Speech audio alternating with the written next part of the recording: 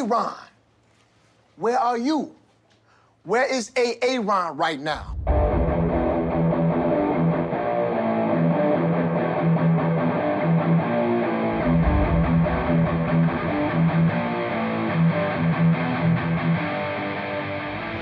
Hey everyone, welcome to episode 137 of Formidable Opponents, a show that pits three people who have known each other virtually their entire lives in a series of conversations as we argue what is best in a variety of fun, engaging, and critical pop culture topics we all debate about. I'm Randall, and with me as always, Bob and Joseph. And this week's topic is Best Key and Peele Show Sketch.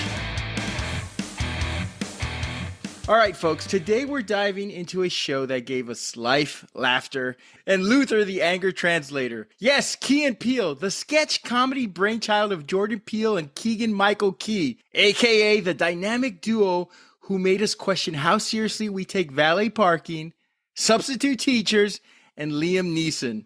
Before they were Oscar winners and Broadway stars, they were just two guys with an unlimited costume budget, a green screen, and no fear of offending everyone equally.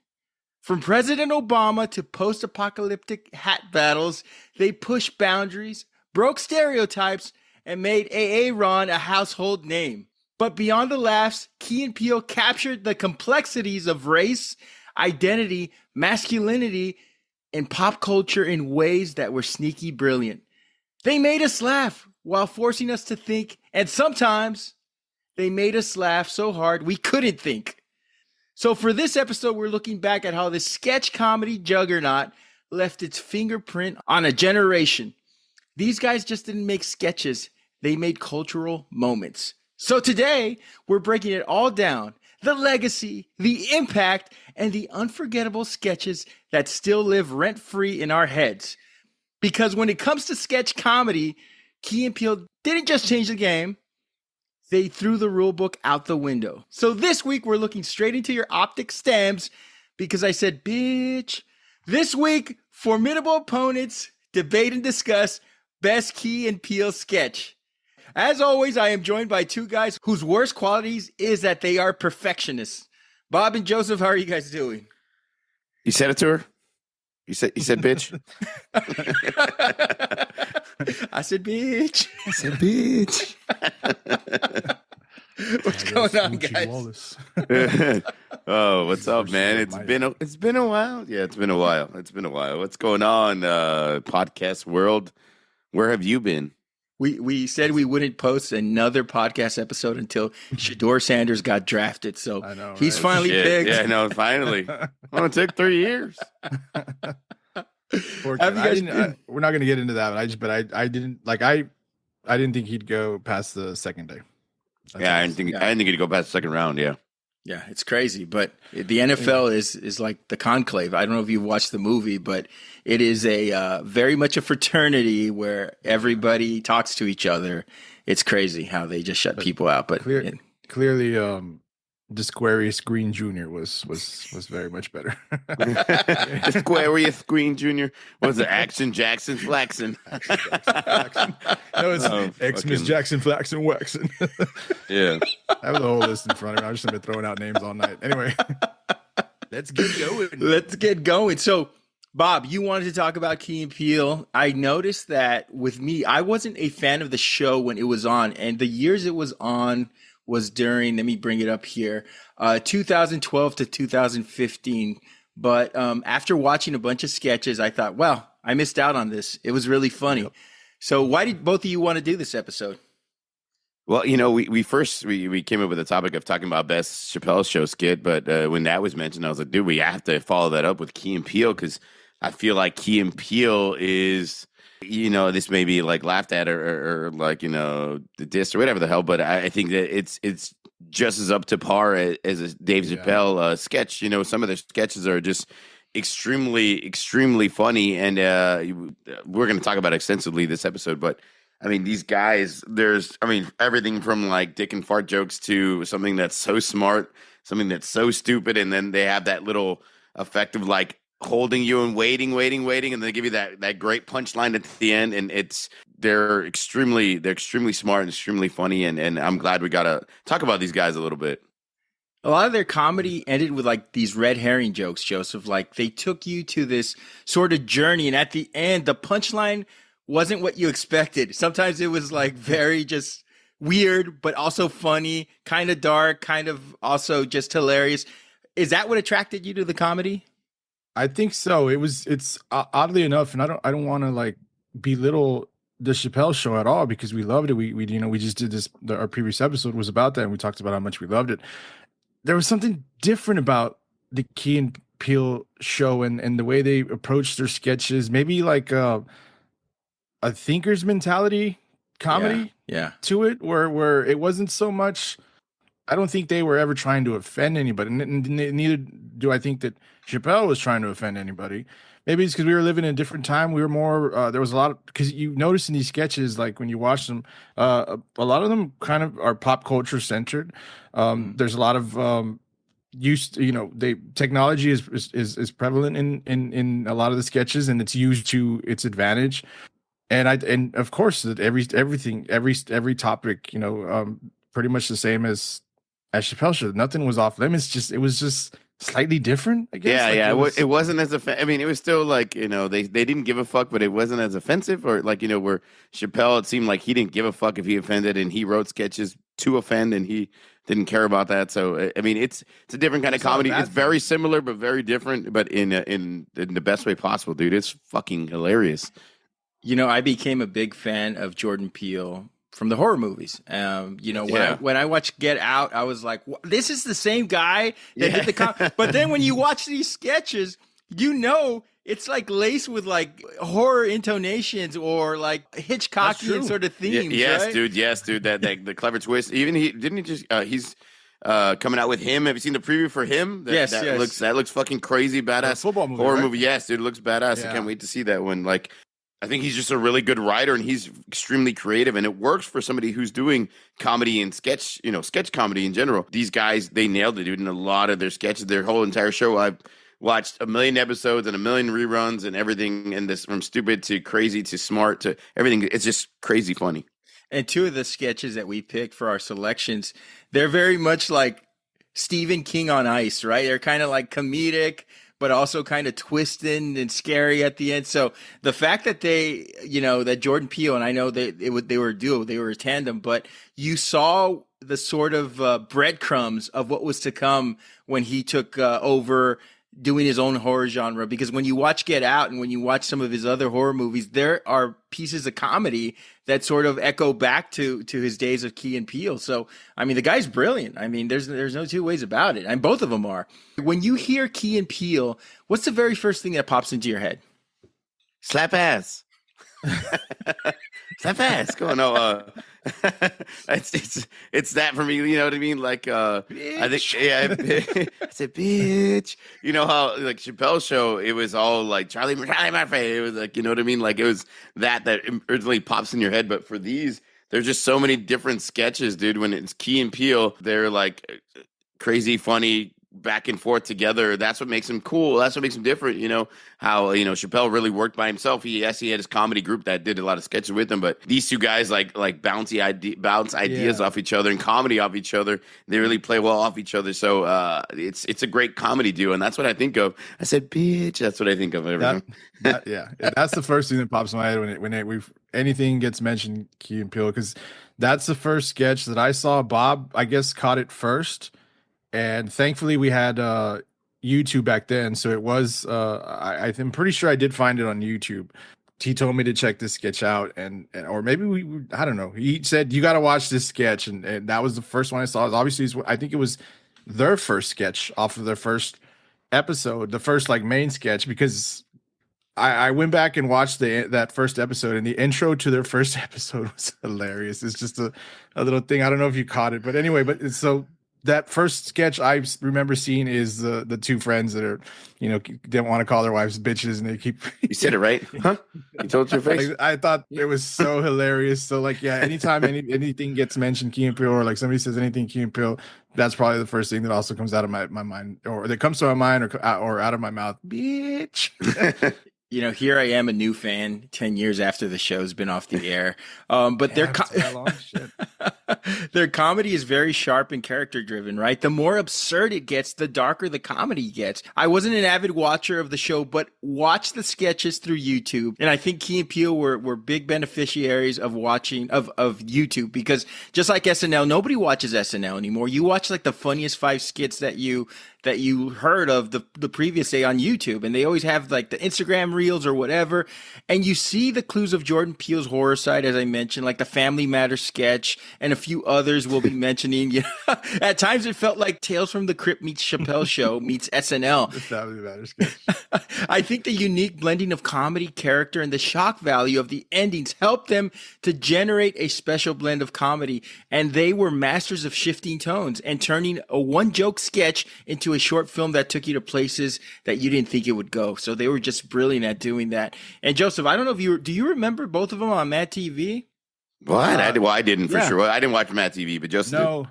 Well, Okay. I don't remember them from Mad TV though. I watched some Mad TV, but I don't remember them. And Yeah. It's funny, I was trying to remember, I saw something the other day. I don't know if it was a TV show or a movie, and they appear together as like two guys pulling up to buy drugs.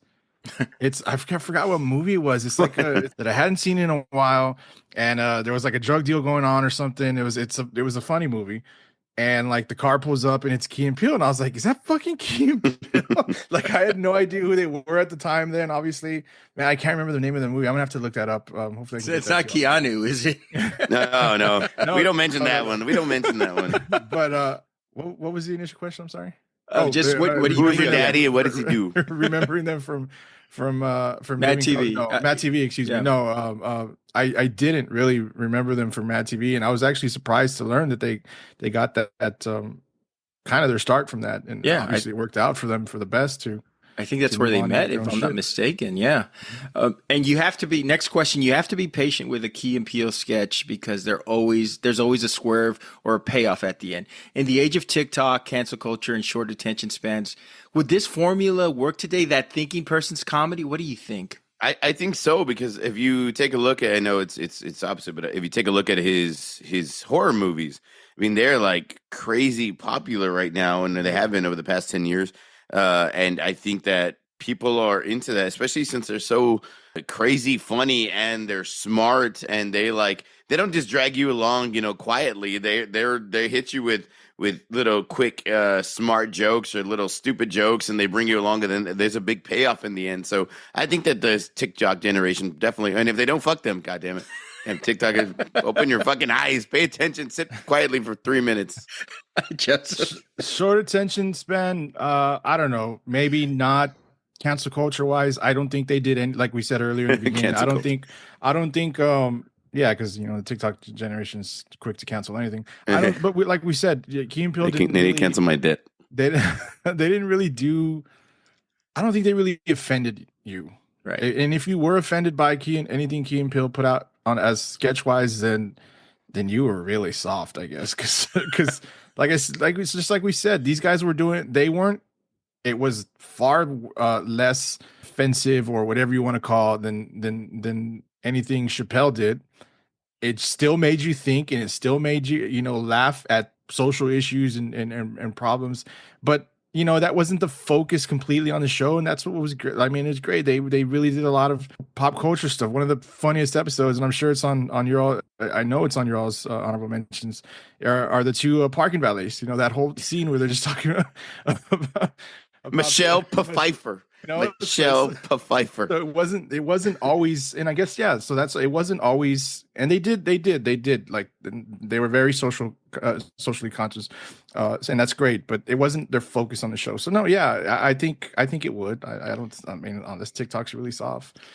I think Key and Peele sketches, they require patience, not because they're slow, but because they build tension, they build character and tone before hitting you with a twist or deeper meaning. The magic is in the swerve, as we mentioned, that unexpected left turn that flips the whole sketch on his head. But in today's world of TikTok clips, viral trends, cancel culture, micro attention spans, that formula hits some resistance. But again, I mean, Bob, you mentioned Jordan Peele's horror movies. They're attracting such a massive audience, and there's a lot of crossover between what he did on this show and what he's doing now.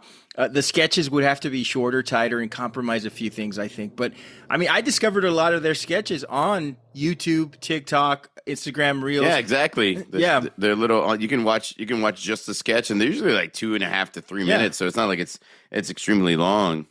And I never said that. I think Key and Peele hit it at a time where you didn't have to sit through a half-hour show and come away saying, well, that one sketch was good, because they were right there with YouTube and Reels. So people like me became a fan of the show because every viral clip was a best of clip. So maybe a quarter of Key and Peele's sketches sucked. I wouldn't know. They played all the hits for me. They're like those 90s concerts that host 3 bands you like Blues Traveler, Gym Blossoms, and Spin Doctors, who are actually on tour together, by the way. And that's Spin Doctors only have 2 good songs. Let's keep it real. Actually, 1 good song. The other one's okay. It's I like, you can listen to it. The Jimmy Olsen song's good too. But that's a collective 2 hours of hits. Spin Doctors, as you mentioned, Bob, not exactly doing the heavy lifting there, but their 2 or 3 hits will still rile up the 40 or 50 somethings and make them forget about their sciatic nerve pain. But and that's fives. And that's all I did. And you guys were fans during the show's existence, right? That 2012, 2015. Yeah, hell yeah. Okay. Definitely. I haven't seen all the sketches. You guys probably have seen a lot more than me.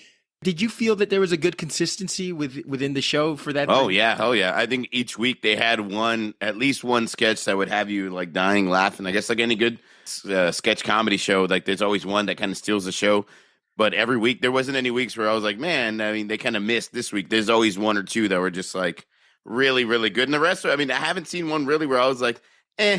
I've always liked every single one they've done. Some obviously are better than others. Some are like extremely, extremely funny. That's what we're debating today, right? And then, but yeah, dude, I've never been disappointed by watching one of their shows. Mm-hmm. And they're all on Hulu now. For some reason you haven't watched, go watch them on Hulu. And YouTube, dude, you just go to YouTube and you can see. Yeah, you can do that on YouTube. You can watch most of the clips, if not all. How would you describe Key and Peele to someone who's never seen it before? Like, how do you explain what made it different from other sketch shows? It's 2 comedians that really are great, and they bounce great ideas and comedy off each other, and they're consistently funny and dumb, but in the best way possible, and like slow building and very quick. And there's like a lot of great attributes that have something for everybody in their sketches. It's not just like, oh, it's a raunchy comedy show, or oh, it's a very smart political comedy show. No, they have a lot of, they have a little eclectic mix of every little thing. And I think that's what makes them great, because they could be stupid and they could be funny and they could be extremely smart and keep the audience kind of waiting around, hanging around, and still pull off a great joke or a great sketch. So yeah, that's the way I would describe it. Bump, bump, bump. Bump, bump, bump. I don't know if you ever seen that one, Rad. You got. Oh, that one's fucking hilarious. I haven't seen that one. Bump. No. You get the stripper, bring her in. Tom gets behind her, then the rest of us bump. What do you mean? What do you mean bump? What do you mean, guys? Tom's getting married. Come on, man. This is his last day of freedom. So Tom and the stripper, right? And we get behind him and bump. No. Wait. What's this bump stuff? You haven't seen that one, Randall? I haven't missed that one. It's fucking funny. That was one of the funniest ones. One of my honorable mentions. Hilarious. I'd agree 100% with Bob. I describe it as that was literally kind of what I was going to say. Just 2 obviously friends who took the time to make this shit work, like make it funny. Nothing stupid, nothing for too cheesy for a quick laugh. No, they took the time, worked together to obviously like friend. I mean, shit, they had been working together for years. Really, really good friends, and who worked hard to make something so successful, and it was very successful. And just just, I mean, great show. Something at this point you can watch these 4 seasons and enjoy each episode, and pretty much better than anything that SNL is kind of putting out right now. And that's because it's live sketch. I like the fact that it was very cinematic and it was very layered, very smart. It wasn't like a sketch where, you know, you had these cheap sets and, you know, just they're saying catchphrases and putting on, you know, makeup and doing, I mean, they did all that, right? But it was always like intentional to everything they did. This isn't just pratfalls and catchphrases, it's full sale commitment and character investment. So even if it's a 2 or 3 minute sketch, the character develops. It might go sideways, but the character is developing in a way that, you know, a lot of sketch comedies don't have the advantage to do. It's deep, smart social commentary that makes you laugh and think. More twist endings than an M. Night Shyamalan movie. It's just good, controlled chaos, and I appreciate it. Like I said, I have a lot of regrets for not catching on to the show when it was at its at its early set in 2012. So I watched it now and said that, damn, this is really good. I known about like the football names and some of the AAA run and all that stuff, but I didn't know how deep Aquarius, the show went. Various. Fucking love those. Let's go on to our honorable mentions. Bob, what do you got for us? Oh shit, I have a few. I have a cool teacher versus class clown. Oh, I fucking love that one because we've all had that one asshole kid in class that tries to show up the teacher. Very funny skit, slap ass, like that baseball skit, slap ass, slap ass. What do you mean no more slap ass? I love that skit. If you haven't seen that one, guys, it's fucking funny. It's the baseball players, and of course I have Bup. You know, when we're getting a stripper, fucking fun. I can't believe you haven't seen that one, Rand. That one is jiggy. It just gets progressively worse and worse and worse. Keeps saying wrong shit. Yeah, he's saying like the wrong shit, like the best man at the bachelor party trying to get all the groomsmen to sleep with the stripper and the groom. Pretty much is the premise of the skit. Fucking funny. I said, bitch. I love that one. Yeah, that one's really, really funny. Have you seen the UFC fight preview? Have you all seen? I have not seen that one. The MMA You haven't seen that one? Oh, when it's like, man. it's like two UFC fighters like talking shit, like the some preview, live like the way they reaction at do. the end. Yeah, and like one guy's like, I'm gonna knock him out, dressed, with his hat to the side, and they have a guy who's dressed like a monk, and he's like, when I squeeze your lungs, when you beg me for life, your heart will open up to the Lord. When you eat from a plastic tube and are paralyzed from the neck down, when your family will gather around you in the hospital bed, and the other guy with the hat's like, he knows we're just talking, right? This isn't serious. he starts getting all fucking freaked out because the one UFC fighter takes it too serious. It's pretty hilarious. And the text message confusion, I love that one because that's so stupid but really relatable. And then have you seen the Outcast reunion? I'm not Andre, not 2099. Have you seen that one, right? In the coffee shop? I must have missed a lot of these. Okay, we're gonna have to like find one. Maybe Oh my by the end of god, the, dude! You're gonna have to watch it before the end of the show. Yeah, like Big Boy goes in to order a coffee, and they're like, "Hey, when are you gonna get back together with Andre 3000 and Outkast?" He's like, "Oh no, I'm done with that." And then fucking Key shows up looking dressed like fucking Peter Pan, Andre 3000, and orders like a fucking half cappy in a vase with flowers or some stupid shit like over the top, and starts acting weird. Oh my god, it's like an over the top version of Andre 3000, just epically funny, man. Joseph, what ones did you have, dude? All right. Yes, I also had to have the text message confusion. I think that's one of the funniest small, like quick sketches. Just like that one's hilarious. I love how calm and chill Peel is, and Keegan just keeps getting very frustrated and whatnot. You are fucking priceless, bro. It ain't gonna be no round, bitch. I love that. Another quick one too that I just find hilarious. The thing about this show too is they would do like these sketches where they were just like a quick minute and a half or something like that, and they were very, very funny. And one of I don't know if you ever saw that one where they're both like going battling each other with the freshest, cleanest new hat. Yeah, that one I watched. Yes. So that was the end of it. Got the lady on top making the hat. It's so fresh.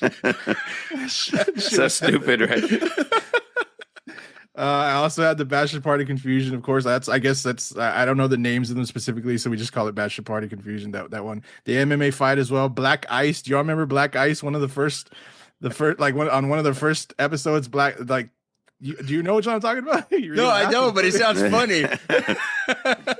They're weather reporters and they're reporting on the weather being very bad. They're like, yeah, well, be careful for black ice out there. And is that what it is? Yeah, be careful for black ice out there. And so there's the two. You gotta watch it. We'll just watch it later. It's hilarious. Black Ice is like, well, maybe Black Ice was minding his own business. Yeah, man, Black Ice was minding his own business. That's right, dude. Because the two anchors are white and they just keep talking shit about Black Ice, but it sounds sounds like black guys. Yeah, it's fucking funny, dude. It's a really clever and stupid joke. Exactly, very clever on a funny, making it light of a situation, right? Obviously, the East West College game, of course, those sketches are funny. I mean, they're just a quick little thing, and it's all Aquarius. I love that they do, and they try to make stupid accents from like wherever they think they're from. I also have I don't know if y'all have seen this one. I mean, there's so many, like Sex Detective. I don't know if you saw that one. They actually got Paget Brewster to be in this one. It's a hilarious sketch. Peele plays like a detective who comes in to a murder, and he's like a sex detective, so he knows everything about like crime and love and crime passions, and he puts himself like in the shoes of like the victims and the murderer. But to do that, like every time like he gets to a point where he finds a clue, he like starts jerking off, and everybody's like, what is he doing? Like it's like, what is he doing? No, leave him alone. He's the best. He knows what he's doing.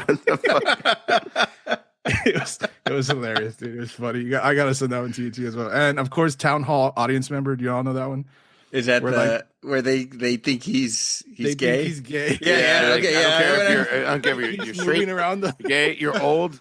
You're young, and then you're gay, and then they keep showing fucking Peele, and he's like looking around like me. He's moving around the audience. The I'm not gay. Like following. Fuck. It's hilarious, dude. And at the end, there's like one guy who he thinks is gay, but he's with a woman, and the camera, because he's like kind of like moving his head, like this guy. Hey, this guy. You're looking at the wrong guy. You should be looking at him.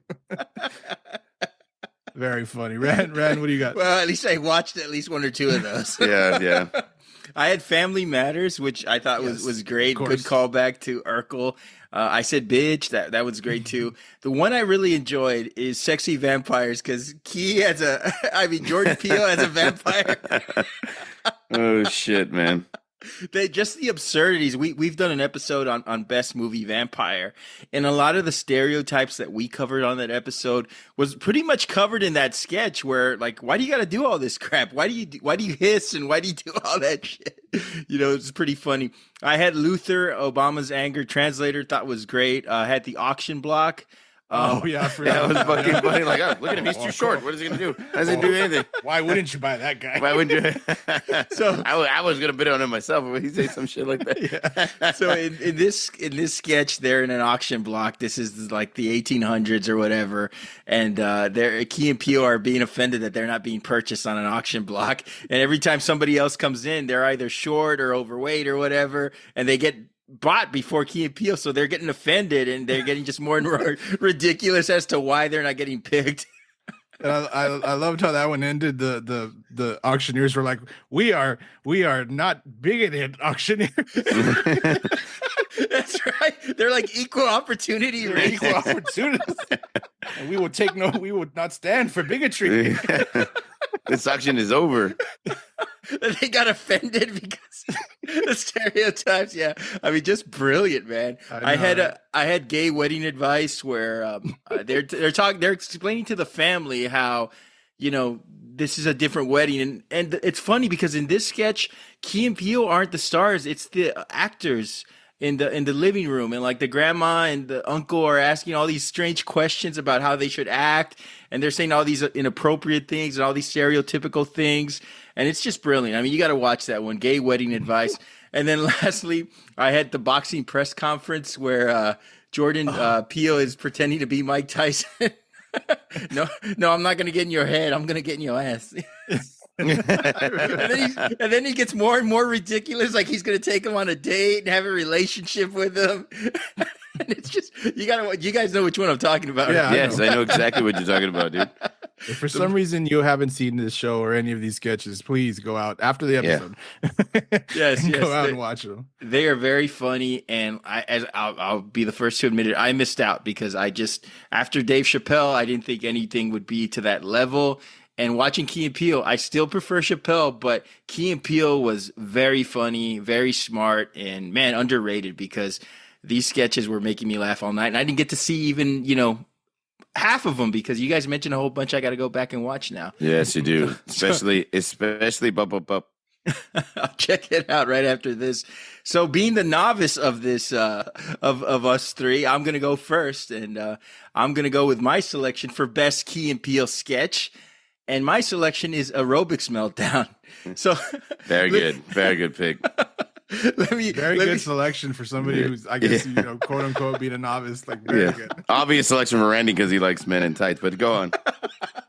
Love the song though. Yes, anyway. That fucking 80s hit. Sorry, go ahead, Randy. Go ahead. We're taking over the show.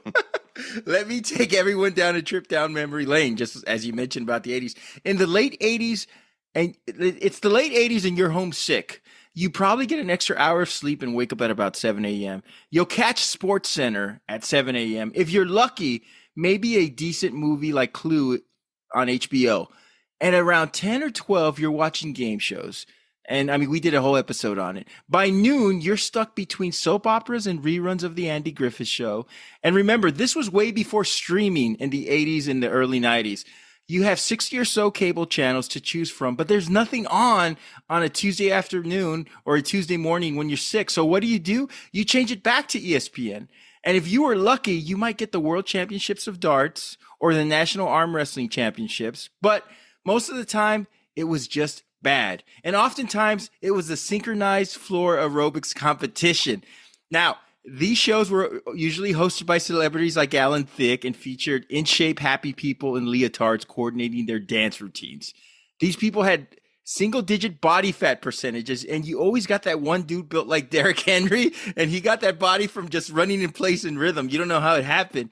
So I'm not dissing the exercises. These took endurance, they took coordination, and maybe some creatine mixed with uppers. It's very challenging. Anyway, Key and Peele captured the vibe of this perfectly with the Aerobics Meltdown sketch. And I want to start off with two things. The switch from the VHS field to the HD is just brilliant. Give Key and Peele some credit. This sketch took endurance and coordination. The story behind the sketch is Key and Peele are two fitness dancers named Lightning and Flash. I mean, American Gladiators vibes there. They're doing a coordinated dance routine, and Key's character, Lightning, is given some bad news by the floor director, played brilliantly by Clint Howard, a legend. Now, that news comes in a form of cue cards because the show is live, and the news is that Lightning's wife and daughter are in the hospital because their cars' brakes were cut off. The cue cards just get darker and funnier, and Key and Peele's acting just gets more and more absurd. The physical exertion it took along with the face acting because they are on a live show, so they couldn't react to it. He's showing them all these cue cards. Now, why would he show them these cue cards in the middle of a live show instead of afterwards? We don't know, but that's what makes it brilliant. Anyway, the floor director holds up all these cue cards and asks Lightning if he knew anyone had a motive to hurt his family, and Peele, aka Flash, gives a sinister knowing nod as he twirls. And this sketch goes from funny parody to this dark, twisted story. So Lightning breaks character and chokes out Flash as he's cussing him. I don't know if this is funny, but you're asking yourself, should I be laughing? But the shift in tone and cinematography is just so funny, so original. You have to watch the clip of this pseudo sport on YouTube. If you don't know what they are parodying, you cannot appreciate the level of detail they're using down to the song, the original song. So it's so ridiculous that they would tell a performer in the middle of a live show instead of waiting till afterwards. It's just so absurd, but that's part of the charm. I think this sketch is a huge foreshadowing towards Jordan Peele's amazing horror career. I don't know. Should I laugh? I don't know. I appreciate the hell out of everything it took. It was funny. I mean, the dark comedy, the dancing, the reactions, Clint Howard. What did you guys think about this sketch? You want to go first, Bob? Yeah, I mean, you can. It's go ahead, Joseph. Go ahead. Okay, I'll say, look, dude, this was so good, because of the fact that, yes, you highlighted the I guess springboard or the foreshadowing of Jordan Peele's I don't want to say turn to directing horror movie. I mean, he Horror, can do but yeah, anything. but the But clever dark twist, like yes, dark turn, was perfect. his love of horror movies and whatnot, the horror genre. When I remember watching this, I was like, I was laughing at just the original part, you know, the quote unquote 80s looking camera part of it where they're actually doing the dancing. And one of my first thoughts now is like, how did they get through this without laughing? Because the whole smile process, keep smiling.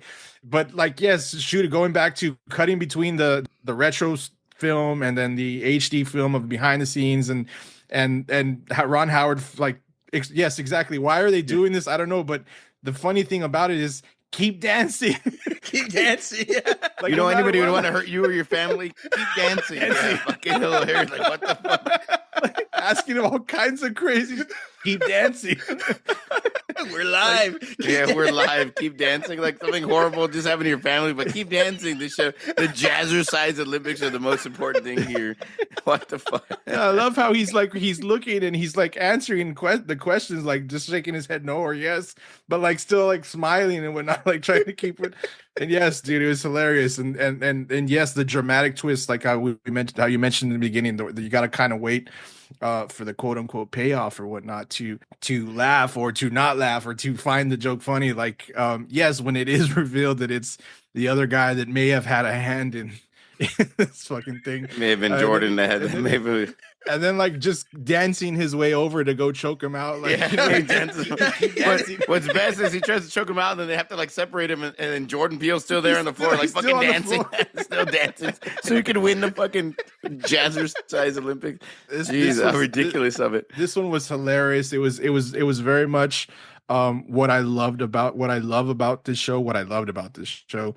Nothing was cheap about this laugh. It took a lot of work to get this, these scenes done.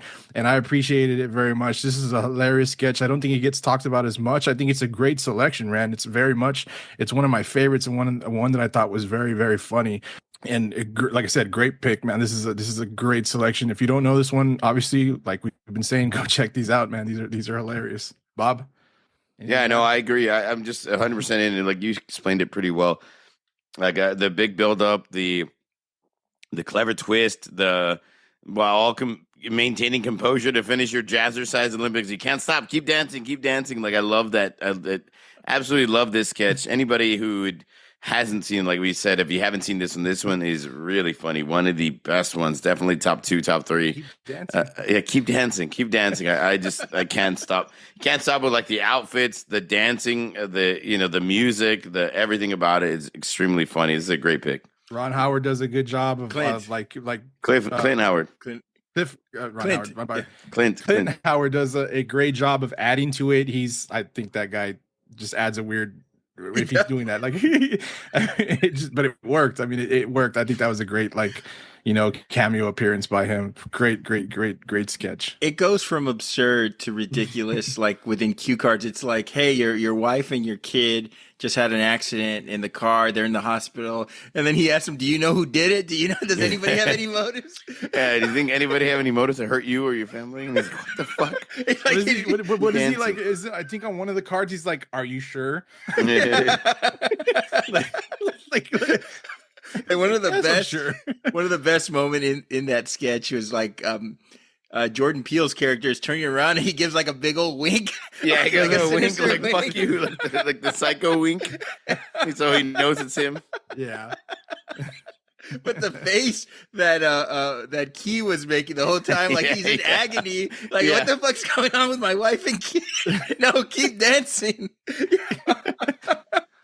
I mean, it was just a hilarious thing, just so absurd. Bob, what do you got for your selection?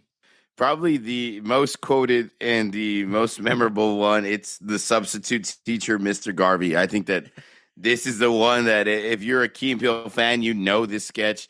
If you're not a Key and Peele fan, you know this sketch. If you're a teacher, if you're in the teaching profession, you know this fucking sketch.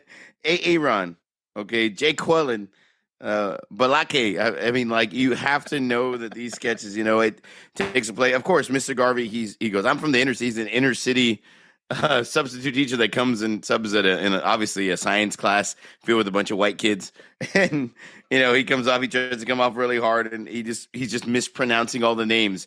I know it sounds stupid and so simple that can't possibly be funny, but it's fucking hilarious, especially when he comes out with Jake Quellen. Where's Jake Quellen at? Because he thinks he's still back in the inner city school. It's just a bunch of like fucking rich white kids. You mean Jacqueline? See, this is how we're gonna play it, huh? This is how y'all gonna do me, huh? I fucking love that reaction. I love that. The Aaron fucking funny, dude. I've never thought of that. Like how extremely simple and smart and stupid, but extremely funny. Calling somebody Aaron in that certain way, and it being so funny. The Balake, I love the. Do you want to go to war, Balake? If I'm for real, I am for real. It's fucking hilarious. And of course, at the very end of the sketch, he's like Timothy. And there's one black guy, it's Jordan Peele in the back. Present. Thank you. Thank you. Fucking love it, dude. So extremely simple premise, a substitute taking over a class, and usually the kids fuck with him. But in this case, they weren't. He was just way over eccentric and angry. It's just a really, really, really funny sketch. So if you haven't seen it, most people who know Key and Peele, their sketch show, know this sketch. It's one of their funniest. It's one of their most replayed. It's so simple, but it's so freaking funny, man. What do y'all think about it? This sketch is so embedded in the social fabric of our pop culture and sports that it's prevalent everywhere. You heard it all the time with Aaron Rodgers. As a matter of fact, I was watching the Clippers Nuggets game yesterday, and for those of you who didn't watch it, Aaron Gordon hit the game-winning shot, or it was a game-winning dunk, and Reggie Miller referred to him as Aaron Gordon. So just so you know, it's exactly. Still everybody knows when you say Aaron, you know what we're exactly talking what they're about. talking about. Right? Yeah. So it's kind of like their signature sketch, I would say. This is like the Dave Chappelle, Rick James sketch for Key and Peele. And Bob, I have to say that this pick is insubordinate and churlish. So insubordinate? Churlish. Go to Mr. O'Shaughnessy office. Jack Hennessy. Jack Hennessy. You mean Mr. O'Shaughnessy? Get your ass out of here. So insubordinate and cherish. The first few times I heard it, I was like, "What the fuck did he even say?" And I'm gonna take us back again to the late '80s and early '90s because there was a slew of tough educators trying to inspire students on film with tough love. We saw films like Lean on Me, Stand and Deliver, Dangerous Minds, The Substitute. Yes, so many. You can't beat the shit out of 17-year-old kids, you jerk. He's ex-military. He knows what he's doing. So, and there was a time when public educators had respect. Linda McMahon and Greg Abbott, just putting it out there. This is a funny play on those movies, and it's just a simple joke. I mean, it's a really simple joke, but it works. I've been in front of a classroom, Bob. I know you have too, and I cannot count how many times I've mispronounced names. I mean, to the point where... Oh, yeah. I do it on purpose. Screw them. And I love Key's intro as a no-nonsense Mr. Garvin. He's not going to take any of your shit, none of your insubordination. 20 years. For 20 years, I worked in the inner city. Like, you don't fuck with him, right? Yeah. And then you wonder, okay, this guy's handled some business. He's taught some tough kids. Well, you kind of see through the sketch that he's mispronouncing all these names, so people are fucking mad at him, but he's like handling business, right? D-Nice. Say it right. Denise, say it right. Denise, say it again. Say it right. D-Nice, thank you. He gives us, his experience and backstory. It has nothing and everything to do with the rest of the sketch, which I love. So credit to the student supporting actors, and my favorite being Balake. I love the look on his face, full feelings hurt when he mocks his names. Do you want to go to war, Balake? I'm for real. I am for real. Love that shit. However, the one lingering effect the sketch had, it's the name of Aaron, Aaron. You done messed up, Aaron. I mean, a lot of Sports Center anchors use it for Aaron Rodgers, Aaron Judge, you name it. Anyway, by the way, younger listeners, this was not uncommon for 80s and 90s take no shit teachers to talk this way, all right? We were taught by the best. I had a teacher call me Brandon for 5 weeks. I never thought once of correcting him. He was a coach that taught health. He had too much on his mind for me to ask that I have him say my name right. So credit. He's worried about the playoffs, Randall, not your damn name in health class. Brandon. Pass out these papers, Brandon. Do coach a favor. Hurt my knee yesterday showing the kids how to box out. I love how Denise was standing her ground, using her pretty privilege to battle Mr. Garvey, and she just gives up like, fuck this guy. But fuck it, be nice. Are you out of your goddamn mind? I mean, you have to look at this sketch in layers. They took the stereotypical passionate inspirational movies I'd mentioned and had him dial it up to 10 for no reason other than he cannot pronounce people's names right. And just when you think that this is all Key and no Peele, along comes Timothy. Timothy. Present. I love that shit. And, you know, it kind of comes to you as your own conclusion to make the joke. Is that Timothy's name, or does he just want to go about his day and he says present or whatever? But it's just a funny way to end it. And once again, the best part, you had to be the inner city school teacher with a receding hairline, pencil thin mustache, short brown sleeve shirt, and tie combo. I mean, just a stereotypical inner city school teacher, right? Just hilarious. 212 million views on YouTube. I want to say that the biggest weakness is the simplicity of this sketch and the lack of Jordan Peele, but the amount of both those things in this sketch actually makes it work better. So what do you think of this sketch, Jose Yusuf?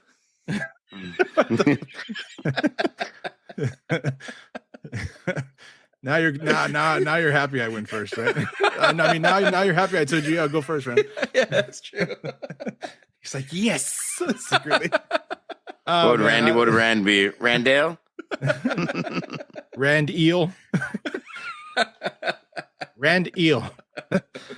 Man, this is obviously, yes, this is a what do you call it? I'm not, what's the term I'm looking for? I don't want to say quintessential, but handsome. That's what you're looking for.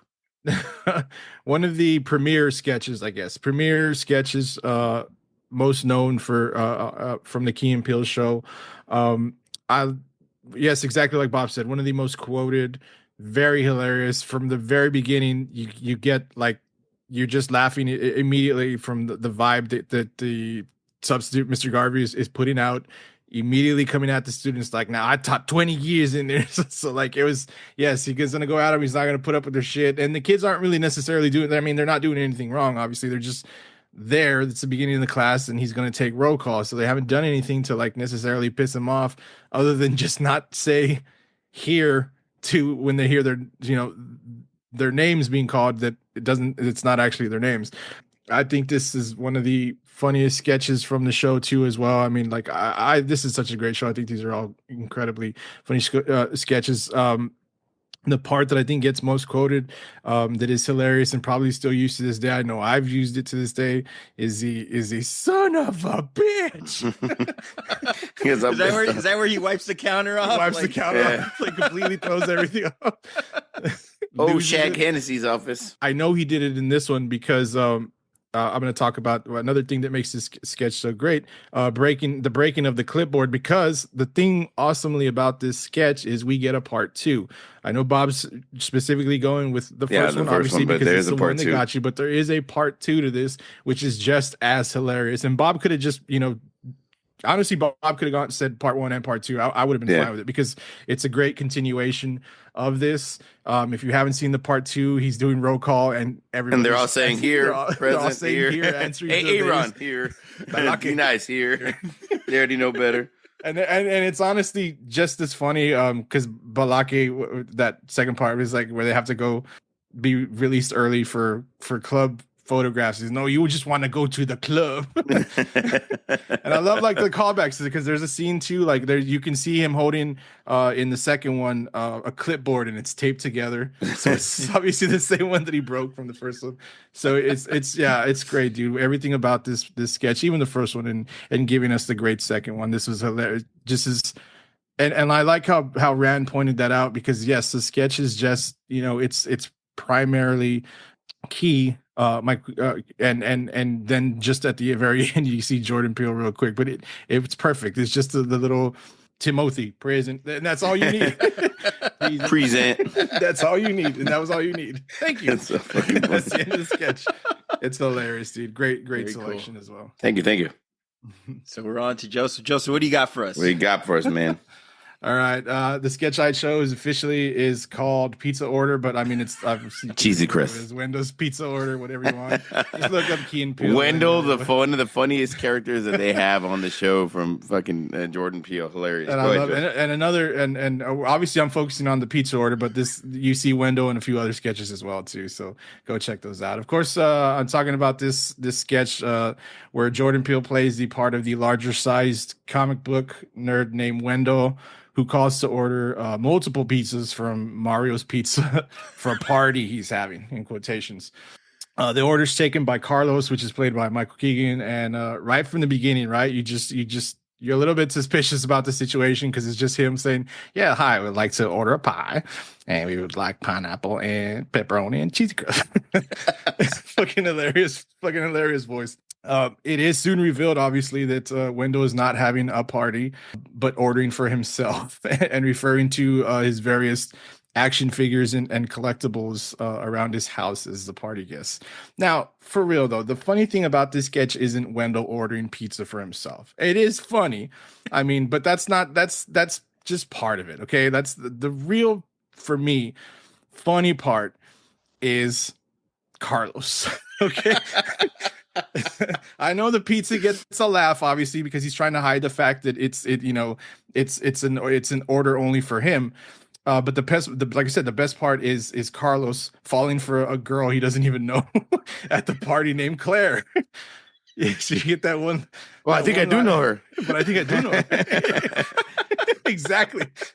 Claire says you read her mind. Claire, I like that name.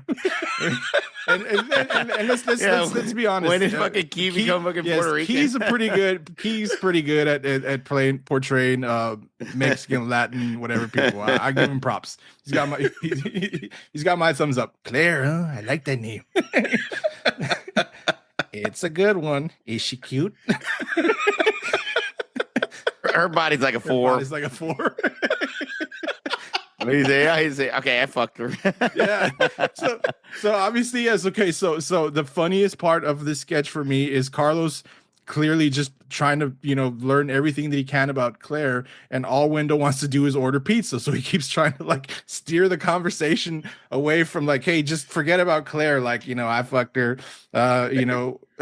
Even what does he say? He says even Bubba fucked her. Like, yeah, he's just like says like it was like a Boba Fett doll or some shit like that. He's like all these horrible things like to the doll that is Claire. It's not a real person. But Carlos is just he's in fact but I think, what does he say? Like I think I love her. You don't even know her, but I do know her. I do know her. But just going off on that whole tangent about like love and like feelings and like just like in connecting to the person you don't even know. At the point, like, just going off on this whole thing, and like, I mean, it's obviously a very moving speech that he gives to profess his love for Claire, and even so much, catching Wendell off guard. I thought that was real funny. Wendell was like, "Wow, you really do care about Claire." I do. And the music, the soft music playing in the background. Exactly. All this while he's supposed to be taking orders for other people, right? And making pizza. And cheesy crust. And then, of course, like, Wendell realizing that this has gone way too far and just immediately grabbing the glass and chucking it on the floor. Oh, we got shot. Claire got shot. Oh, my God. Claire got shot. Claire's down. And the lasting image of Key yelling into the phone, Claire! No! Finally getting out of the situation, finally just hanging up because he can't get his pizza, and then, all right, Chinese food it is. I love this sketch, dude. This is one of this is one of the earliest sketches, one of the earlier ones. I think this might have been episode 2, but it's so memorable. It's so funny. Like I said, it's not the fact that he's ordering all his pizzas. It's Key playing Carlos and this whole like tangent on Claire, the imaginary. It's so fucking funny. When you get caught in a lie, then you keep going and you get fucked over. You gotta keep going, exactly. What do you guys think? I love at the end where he's like, Okay, I guess it's Chinese food, or what's he say? I guess we're ordering Exactly. Chinese. I guess we're ordering Chinese. Chinese it is. So, having a party. What a great line of Having a party. Yep, a big one. Hugo, Summer. The funny thing is when I taught at a previous place of employment, at a previous college, there was a student who looked, acted, and sounded like Wendell. And he was a comic book nerd too, and he wouldn't talk much in class, but we talk after class sometimes, just when he wanted to get updates on his progress and grades. So when I saw this, I had to take a double take. I'm like, oh wow, this is really spot on to what this is supposed to be. It was incredible. And the thing about this sketch, we know people who look, sound, and act like the characters in this sketch. I mean, Claire, I like that name. Is she cute? Just the back and forth that it begins with, right? The ridiculous's of just being attracted to a name and how quickly it escalated. The nerd is played by Peele. He's trying to, I don't know if he's trying to impress the pizza order guy. He's talking about having a party, and he's like, he's not this lonely guy. I think he just didn't want to like. He didn't want the pizza place to know he's ordering 3 pizzas for himself. So he's like, let's read the room, and it's just a bunch of action figures. That's why he With cheese and at the crust. very beginning, he's like, we would like to. We would like One pie one pie. with cheese crust. So yeah, he's trying to hide the fact that Is cheesy crust the most ridiculous thing you've ever connected with a woman about? It's just incredible, right? I mean, back in the day, I had to fake a few coffee orders to impress women. Now I suffer from the occasional lower foot pain, so I can't imagine what ordering 3 pizzas must feel like to fake that. My favorite part of this sketch is when Peele says, "Wow, you really do care about Claire." And Key, who by the way makes this 20 times funnier by playing a Latino, says, "Yeah."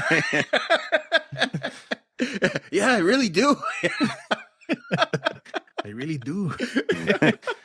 And then he's like, wasn't he like dissing his job? Like, well, you just, you're a pizza guy. And I think, doesn't he say all And this he's stuff? like, what? He's too poor? Yeah, He's too poor? Sorry, she's not interested. He's like, exactly. He's just Tell trying her. to get just take my order, please. Like, no, she's not interested. Wait, it's on the inside. And that was, the moment where you could see they really connected it, and Peele gets out of it by killing Claire. Just hilarious. This is another case where a very common situation just develops into complete and utter mayhem. Growing up, I had a phone line, and I only really used it for food orders and dialing 6 of the 7 digits of my crush's phone number. I really didn't use it for doing much else, right? Anyway, my number was a digit off the local Pizza Hut's number, and I would get call orders all the time. And it got to the point where I would sometimes take the orders and offer bundle deals, and I would throw in some free cheesy bread if people on the phone were really nice. So it's kind of took me back a little bit. But going back to the sketch, I loved how Peele painted himself into a corner and overcommitted. So he was like, I better get myself out of this mess. I mean, Carlos screaming no while everyone is still working in the background. Hilarious. Like nobody paid attention to him. I mean, this reminds me of a running joke I had with my friends. When my friends would tell me they've gone out on a date, and I would ask, well, what was her name? And they would say, the name or whatever, Linda or whatever, or Mary. And I would always say, oh, she sounds hot, without hearing anything else, just based on the response of her name. I love how no matter how unattractive Peele made Claire seem and the backstory he created, Carlos was so committed he didn't care because he was in love. My only complaint, I mean, I would have loved to hear another 30 seconds of hearing what Claire was all about, because I think I was starting to fall for her too. Bob, what do you think? Oh man, yeah, everything about this sketch is extremely, extremely funny. And again, taking a common scenario and just adding a twist and another twist and another twist to make it really funny, kind of like the substitute teacher one. So it's just hilarious how over the top Wendell goes in order to just try to hurry along and dismiss this guy so he can get his pizza order. I love the cheese. Okay, I mentioned again with cheesy crust. Yeah, I love that he keeps. And then he's like, what does he say? It's Schmeagol. Yes. Oh, Schmeagol told me something about chicken. Yeah, something called chicken rolls, or is this some shit like? He already ordered 3 large pizzas, chicken poppers. Now he wants to order chicken poppers. Jesus Christ! And you say he has.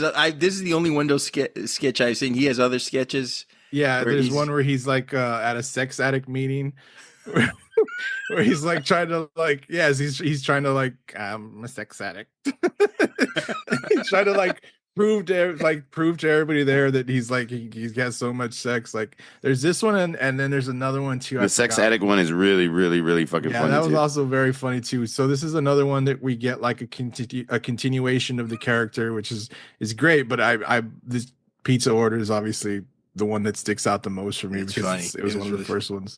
I absolutely fucking love this one, dude. It's just everything that we mentioned is just extremely fucking funny and stupid and like such a great character. And that's another thing, like another memorable character who does have he has a couple of recurring skits because he was such a funny character that fans really loved and they connected with, just like the substitute teacher. Like I love that they had reoccurring characters. So it wasn't just like new sketch after new sketch after new sketch. They, they listened to fans or they saw what their biggest downloads were, I guess, on YouTube, and they added another sketch for that kid. So this is a really good pick, Joseph. Fucking extremely funny. Went back and looked at some of the lines. It's hilarious. Tell her that I'm not a rich man, but I'm a good man. And Claire, I believe in destiny. Yeah. Believe that we've always known that our soulmate was out there. That moment we had that unspoken connection about the cheesy crust. Well, I love, but the best line was like, you didn't even know her. But I feel like I do know Claire. I feel like I do know He her. fucking cuts him off. Fucking hilarious, dude. It was just an incredible show. What's funny about it, like, I'm sorry, just to add to it quickly. Why are you trying to hide? You're not gonna. It sounds like he's gonna get it delivered, so they're gonna come to his house anyway. And they're gonna see that. What is he gonna fake a party? Like that? Just leave it at the door. And like, why are you hiding? Like I don't know. Like I mean, it's hilarious. Don't get me wrong. I'm not trying to take anything away from my own. But like, why is the character hiding like the fact that he wants to order 3 pizzas and chicken bomber or pops or whatever, chicken poppers? I mean, it's hilarious. Chicken poppers. What a fucking good sketch, Joe. It's a good sketch. Boy, Andy says you got something called chicken poppers. He's got like a southern accent. Like, kind of weird. But it's funny because like he's there in a fat suit, so it makes it hilarious, and he's like leaning on like a lazy boy with like warm ups and fucking socks with sandals. So it's hilarious. Last thoughts on Key and Peele. One of my favorite shows of all time as far as comedy sketch shows. Chappelle's Show was a better show. It was a short-lived show, and maybe that's what I'll say makes Key and Peele better, I guess, on that aspect. But I do, like we mentioned in the beginning, I do love the way that these guys wrote their sketches. They were more thought out, they were more dramatized, I guess, but they were funny and I've seen I don't think there's been any attempt, and if there is, I don't know about it, to replicate the success. I used to think, and from what I'm reading now, when you had mentioned in the beginning, what do you think of when you hear the word Key and Peele? My initial thought was going to be sad, but my initial thought was like sadness because I thought that these guys ended the show on a bad note, but apparently I was wrong. They're actually, the show just ran its course. Other projects, Jordan Peele's doing his thing, obviously. So is Michael, so is Keegan. I think Keegan was on a TV show like right off the bat. It was like with Robin Schabotsky, and it was like College Friends or some shit like that. Oh season or so. I remember that. Appearing in like multiple movies nonstop. He's always got something going on. Shows, games, things like that. I mean, they're both very busy people, and that's great. And I did read that, like, they are on good terms. I was like, oh, great, because these guys were so funny, and you would hate to see like it ended because of that. And I love that they've thrown back their tributes, I guess, to their show, appearing together in certain shows and TV. Like they played the character, they played the 2 funny like stuffed animals in the Toy Story movie. Yeah. So they throw it back to their comedy and other things, and I like that. One of the best shows as far as comedy that came out in the 2000s, man. Yeah, it was really great. Bob, what are your final thoughts? Oh man, I agree. It's just one of the funny shows. I think it hit like at the right time. It was the right kind of comedy, very funny, very smart, very like all of the above. You know what I mean? When SNL was kind of taking a dive at that point, and Matt TV wasn't even really a thing. So after Chappelle's Show, there was some kind of shoes to fill, and you couldn't quite do the exact same thing he did. So I liked the direction they took with it, and it was really, really funny, and it really propelled both their careers. And it's a great show, man. I'm glad that we got to talk. I'm glad that we brought it up to let's talk about this because they do. I don't know if they get enough, recognition. Maybe they do. Fuck, I don't know. But they're extremely funny and extremely smart, and their writing is always great and great. So this is a great topic, man. I was looking at some of the trivia. They originally were toying with the notion of calling this show or titling the show Beige to reflect their biracial heritage, but they decided the title was too silly. I'm glad they didn't go with that, by the way, because and I mean we talked about it, right? I mean, both guys were extremely intelligent. They weren't just funny; they made you think. And I think you guys would agree that's the best kind of humor that makes you think and makes you say, okay, there's some meat behind this message. It's not just to make us laugh. That's very surface level. It's we have to really dig into saying what they're trying to tell us about society, about who we are as people, and what the situations that are silly and get twisted.